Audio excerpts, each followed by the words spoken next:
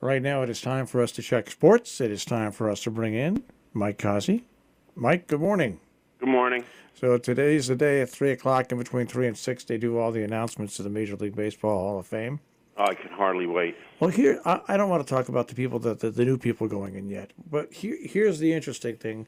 You have to wait 5 years after you retire, and then you're on the ballot for 10 years. Right. Okay. Then after that, if you're not in, then the riders can vote you in. That's right. And then if you're not there, then you can get in the old timers. Yeah. So now I look at who's not in and who's close. Okay. And I shake my head. Curt Schilling, this is his. He's been on the ballot 8 years, so he's got 2 more years left, this year and next year. Should have been a first ballot Hall of Famer. The media doesn't like him. Yep. 60.9%. You need 75%. Now here's the problem I have. Right behind Curt Schilling, also going into his 9th year, is Roger Clemens. He's at 59.5%. Barry Bonds is right after him at 59.1%. They each have 2 years left. Curt Schilling shouldn't be grouped in with them. No, definitely not. You can hate his politics. You can hate Curt Schilling's politics all you want. You can hate the fact that he speaks his mind.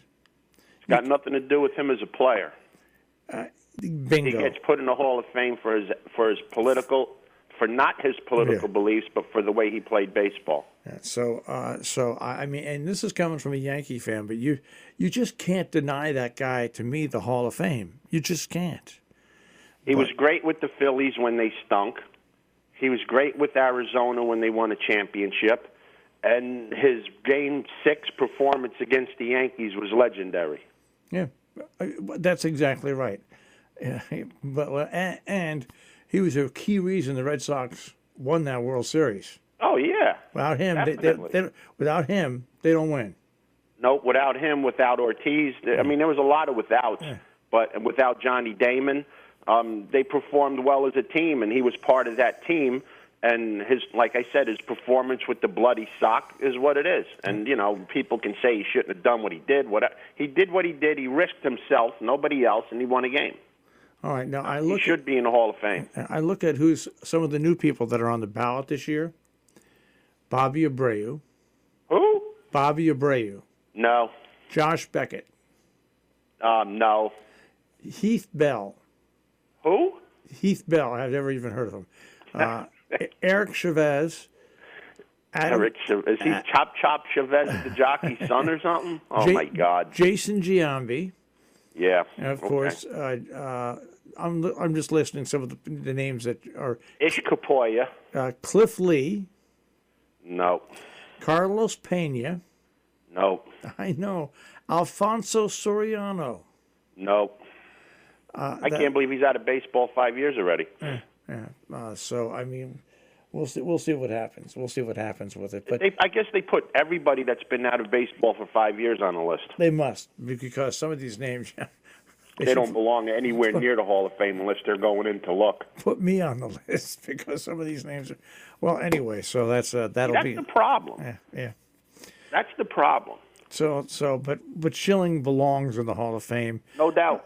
The other two guys, they don't, because they cheated and they were caught at cheating, and they're out as far as I'm concerned. But Schilling belongs in, and he has to make a big move this year. If he can get up to 70%, that he'll get in on his final year. But he deserves to be in, and if he'll get in when his peers can vote him in. We'll see what happens. But that's just a travesty that he has to be with those other two who were steroid abusers.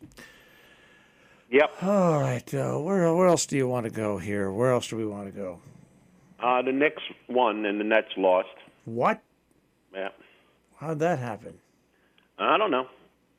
The Nets are inconsistent. The Knicks are bad. They beat Cleveland, who's pretty bad.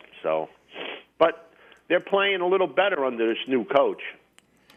Well, the other guy was a complete waste. Come on. I mean, they were bad, but should they have been that bad? The other guy was playing for a lottery pick right after they opened up the season. I mean, they were.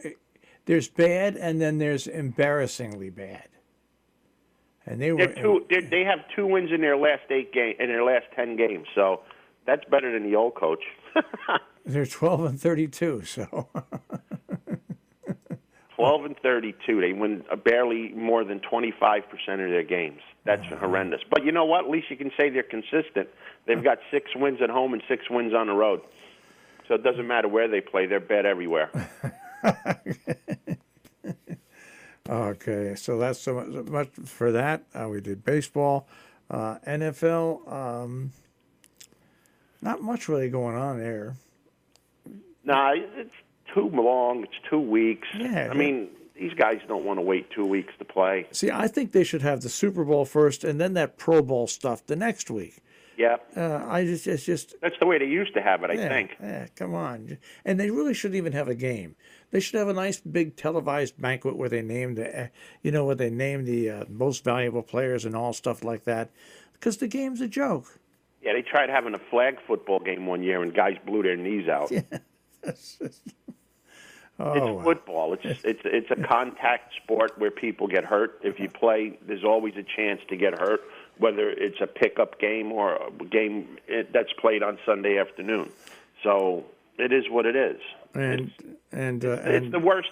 It's the worst All-Star game of them all. It really is. And Kansas City is now a slight favorite in the Super Bowl. Yeah, they opened up 1.5 points. Yeah. Right away, they opened up a point. First, they opened up even, and they immediately went to 1.5 points. I guess the money came flowing in on them. Well, my pick is in San Francisco. I just think that they put together a hell of a team in 3 years. Remember how bad they were, Mike? Remember that? Oh, they stunk. They were terrible. They were good. They got rid of Harbaugh, and then they fell into the garbage heap again. Yeah. So and it took them a while to get out, but Lynch built them back up quick, and he did it predominantly with the draft. Yeah. But the thing that concerns me about them, because I watched football the last couple weeks, every game in the second half, their defense has a big lull, and it allows the other teams in, and sometimes the other teams are allowed to catch them. They were beating up Atlanta, and they fell apart in the second half. They were beating up Seattle. They fell apart in the second half. This week, again, the Packers moved the ball in the second half. They turned it over. That's what really hurt them. But still, they moved the ball. So they have to tighten that up. I assume they will, but, see what happens. I know a lot of it was because of injuries. The 2 cornerbacks were out here and there, so that hurt them a little bit. And now they're supposed to be healthy. So we'll see what happens. But it should be entertaining. It should be a good game. Yeah, that's exactly right. You look for a firecracker of a game. So we'll see what happens. We'll see what happens with it. Well, all right. I guess I'll just check with you tomorrow. Yeah, I think so. We'll see what's going on. I'll be here. See if anybody gets arrested in the NFL. That's why you wouldn't want to bet yet, because you don't know which one of these jokers might wind up behind bars before the game. That's right. Remember Icky Woods? Yeah, he was missing in action, right? No, who was the guy that was missing? It wasn't Icky Woods. Yes, it was. Icky Woods didn't show up. It was a guy. What was his name? Jennings. It was still with the Bengals. I think it was a guy named Jennings that went missing in action before the game. He didn't show up. That was back. That was the 49er Super Bowl when they beat Cincinnati with the drive at the end of the game. Yeah. One of the big players for Cincinnati didn't show up. How you like that? Yeah, amazing. NFL, gotta love it. I'll check with you mañana. Have a great day, guys. Mike Cozzi with Check on Sports this morning here on The Breakfast Club on Robin Hood Radio.